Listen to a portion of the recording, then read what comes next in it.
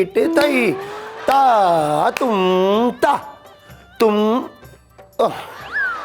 તમે બધા આવી ગયા મિત્રો. અમારા ઘરમાં હવે છે ને શાસ્ત્રીય વાતાવરણ શરૂ થયું છે.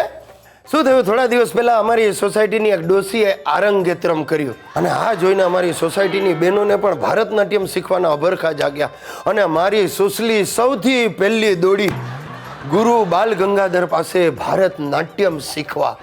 8 વર્ષનો કોર્સ 8 મહિનામાં. સુશીલાએ મને અલ્ટિમેટમ આપી દીધું. હવે હું ઘરમાં કોઈ કામ નહીં કરી શકું. સવારે રસોઈ બનાવવા માટે મહારાજ આવશે, પછી ઘરઘાટી આવીને બધી સાફ સફાઈ કરી નાખશે. હું સવારે 9 થી રાત્રે 9 સુધી ભરતનાટ્યમની આરાધના કરીશ. ને ત્યારથી ઘરમાં તા થઈ શરૂ થઈ ગયું છે સાહેબ. મારે સવારે ઉઠીને પહેલાં ચા બનાવવાની, પછી રસોઈવાળો મહારાજ આવે, મારે એને ચા આપવાની. એ ચા પીને રસોઈ બનાવે, પછી મારે ટિફિન ભરીને ઓફિસમાં લઈ જવાનું. અને સુસલી સવારથી બાલ ગંગાધરની ભારતનાટ્યમની ગુફામાં ભરાઈ જાય. સાંજે ઘરે આવીને પણ પ્રેક્ટિસ ચાલુ. આવીને નાચવા માંડે એટલે મારે તરત શરૂ કરી દેવાનું. એણે જ મને શીખવાડ્યું તા થઈ તત્ત થઈ તિરકિટ ધૂમ તા તિરકિટ તા. અરે શું તા હાલત થઈ ગઈ છે. મને લાગે છે આ જો વધારે ચાલ્યું ને તો હું ગિરીશમાંથી ગિરિજા બની જઈશ. અરે મારા દાદાજીના બાપુજી અડધી રાત્રે ઊંઘમાંથી સફાળા બેઠા થઈ જાય છે અને મારો હિત્યો એની મમ્મીને આમ ડોળા ફેરવતી જોઈને હેપતાઈ ગયો છે. એને વારે વારે આંચકીઓ આવે છે. સાહેબ મેં આજે હાથ જોડ્યા, મારી બૈરીને કહ્યું ભાઈ તું આ બધું ભરતનાટ્યમની પ્રેક્ટિસ બધું પડતું મો. તો મને કે હોય કાંઈ, કાલ ઉઠીને ન કરે નારાયણને તમને કંઈ થઈ ગયું તો હું ભરતનાટ્યમના ક્લાસ ચલાવીને ઘરનું ગુજરાન તો ચલાવી શકીશ. બોલો સાહેબ, કલા માટે પતિને પતાવી નાખતી આવી આર્ય નારી બીજે ક્યાંય તમે જોઈ છે? આને વાલા પલ જાને વાલા હૈ, हो सके तो इसमें जिंदगी बिता दो, पल ये जो जाने वाला. सॉरी મિત્રો, બહુ સૂનું લાગે છે. આજે મને સમજાય છે કે દેવદાસ, શ્રી ફરહાદ, લૈલા મજનૂની સી હાલત થઈ હશે. મારી હાલત જો કે પાણી વગરના લીલા નારિયેળ જેવી થઈ છે. જીવનમાંથી રસકસ ઉડી ગયો છે, કારણ કે અમેરિકાથી આવેલી સ્વીટી અમેરિકા પાછી ચાલી ગઈ છે. બસ એક જ વાતની ધરપત છે કે એને ગુજરાત બહુ ગમી ગયું છે, એટલે કદાચ એના ફાધરને લઈને ઝડપથી પાછી આવી જાય.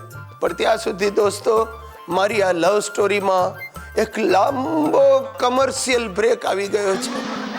रुकावट के लिए खेद है, खेद तो मेरे को है, आपको क्या लेना देना. તમે નહીં માનો દોસ્તો, સ્વીટીના ગયા પછી હવે હું ધાર્મિક સાહિત્ય તરફ વળ્યો છું.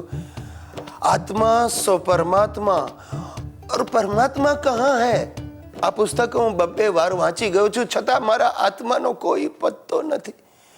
બસ એકલો પડું છું અને ગીતો ગાઉં છું કે લૂટ ગયા કોઈ રે दूर से पुकार के दर्द. સોરી આ ગીતું પૂરું નથી કરી શકતો. હે ઈશ્વર, તું મારા જેવા ગુલાબની આજુબાજુ આવા કાંટા શું કામ મૂકે છે? દોસ્તો, સુશીલા ઘરમાં નથી એટલે જ આ વાક્ય બોલી શકવાની હું હિંમત કરી શક્યો છું. દુઃખની પીડા જેને દુઃખ થયું હોય એ જાણે.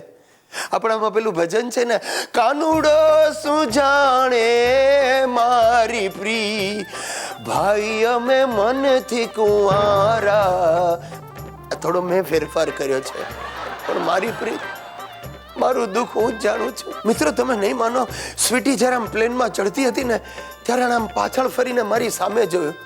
જોકે હું એકલો જ એને મૂકવા ગયો હતો એટલે બીજા કોની સામે જુએ, પણ એની આંખોમાં મને દેખાયું જાણે મને કહેતી હોય, ગેરી, ગિરીશ, મારે તને છોડીને નથી જવું, આ પ્લેનને રોકી લે. અને તમે નહીં માનો સાહેબ, હું આગળ પણ વધ્યો, પણ હું ઉડતા પ્લેનને રોકી ન શક્યો, કારણ કે સિક્યોરિટી વાળા અલમસ્ત ગાર્ડે મને કોણી મારી અને હું ગળથોલિયું ખાઈ ગયો.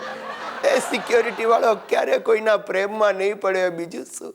બસ હવે તો ભગવાનને પ્રાર્થના કરું છું કે મારા આત્માને શાંતિ આપ અને સ્વીટી ઝટ પાછી આવે એવી એને સદબુદ્ધિ આપ.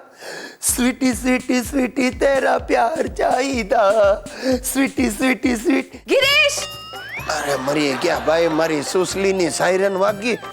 Yes darling.